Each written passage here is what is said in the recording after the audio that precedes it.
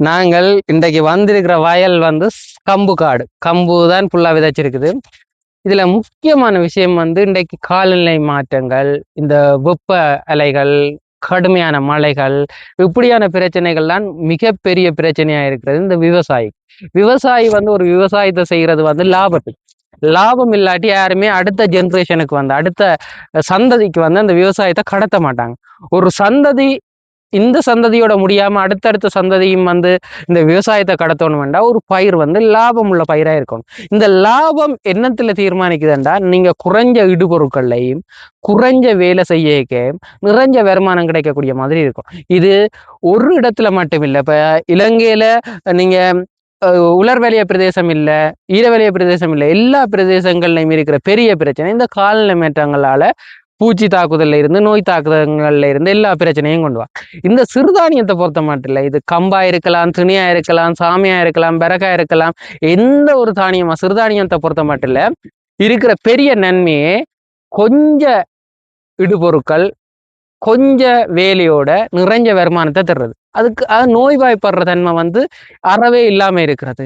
நீங்க ஈஸியா உங்களோட போட்ட முதலுக்கு நிறைஞ்ச ஒரு வருமானத்தை கொடுக்கறதால இன்றைக்கு இப்ப இருந்து, அதாவது இப்ப கடந்த ஒரு சில வருடங்களாக விவசாயிகள் கொண்டாடுற ஒரு பயிராக சிறுதானியம் ஆயிருது. காலநிலைக்கு சீரமைவான விவசாயம்ன்றதை பற்றி நிறைய விவசாயிகள் கதைச்சிருப்பேன். நிறைய இடங்கள்ல அதை பற்றி தான் இப்ப கதைச்சிக்கொண்டு இப்ப சூப்பர் எல்லினோ பிரச்சனை சம்பந்தமா உலக நாடே உணவு சம்பந்தமான பிரச்சனைகள், உணவு பஞ்சம் பெற போகுது, அதை பற்றி நாங்க கதைக்கணும் என்று நிறைய இடங்கள்ல கதைச்சு கொண்டிருக்கோம்.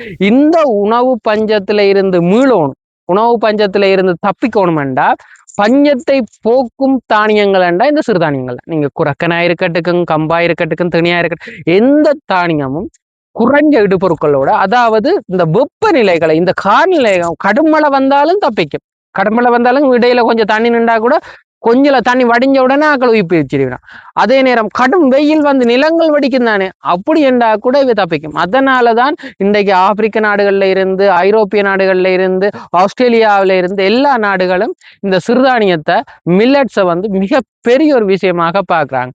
இத இலங்கையில வந்து இன்னுமே மக்கள்கிட்ட மிகப்பெரிய விழிப்புணர்வும் இல்லை, அரசும் அதை எடுத்துக்கொள்றதும் இல்லை. இப்போ இது நாங்கள் 2022 இருந்து இந்த 2023 மில்லட் இயர், இப்போ அதுக்கு பிறகு இப்போ 3 வருஷம் கிட்டத்தட்ட 4 வருஷமா இதை பெரிய ஒரு போராட்டத்துக்கு மத்தியில மக்கள்கிட்ட கொண்டு போய் சேர்த்திருக்கிறோம்.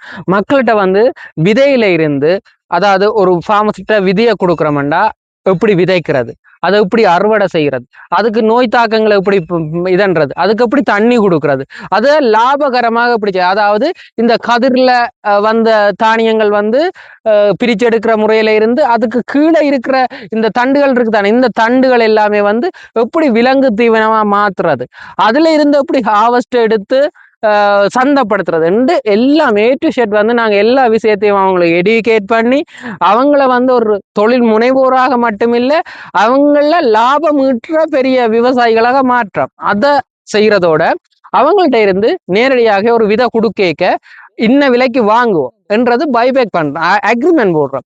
அதாவது எந்த ஒரு விஷயத்திலையும் இன்றைக்கு இது நடக்காத விஷயம் என்னன்னா, விதைகள் கொடுக்க இன்ன விலைக்கு வாங்குவோம்ன்றது தீர்மானிக்கப்படாம இருக்குது. அதை நாங்க முதலே செய்யறோம். நீங்க இன்ன விலைக்கு நாங்க வாங்குவோம்ன்றோன்னா விவசாயிகள் மிகப்பெரிய மகிழ்ச்சியில நிறைய விவசாயிகள் இதுக்குள்ள வாராங்க.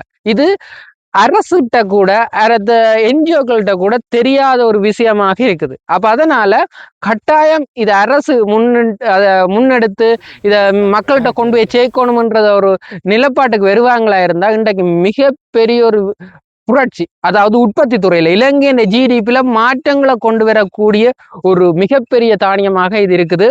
இன்றைக்கு பல்வேறு ஒரு முயற்சி வந்து சாதாரண ஒரு மாற்றத்தை கொண்டு வரையில இன்றைக்கு விவசாயிக மட்டத்திலையும் சரி, உற்பத்தி துறையிலையும் சரி, வாழ்க்கை தரத்திலையும் சரி, அதாவது உணவு உட்கொள்ற ஆக்கள் இருக்கிறது தானே, அவங்களோட ஆயுள் ஆரோக்கியம், அவங்களோட வெல்த்தி எல்லாமே முழுக்கவும் மாறி இருக்கிறதுக்கு காரணம் இந்த சிறுதானியங்கள். சிறுதானியங்கள் வந்து சாதாரண ஒரு பயிர் இல்லை, பஞ்சத்தை போக்க வந்த பயிர்கள். அதனால விவசாயிகளும் சரி, அரசும் சரி இதுக்கு மிகப்பெரிய ஒரு கவனத்தை எடுப்பாங்களா இருந்தா இன்றைக்கு நடக்கிற இந்த சூப்பர் எல்னினோ, இந்த காலநிலை மாற்றத்தை எதிர்கொள்ளக்கூடிய ஒரு பயிராக மாறும். நன்றி.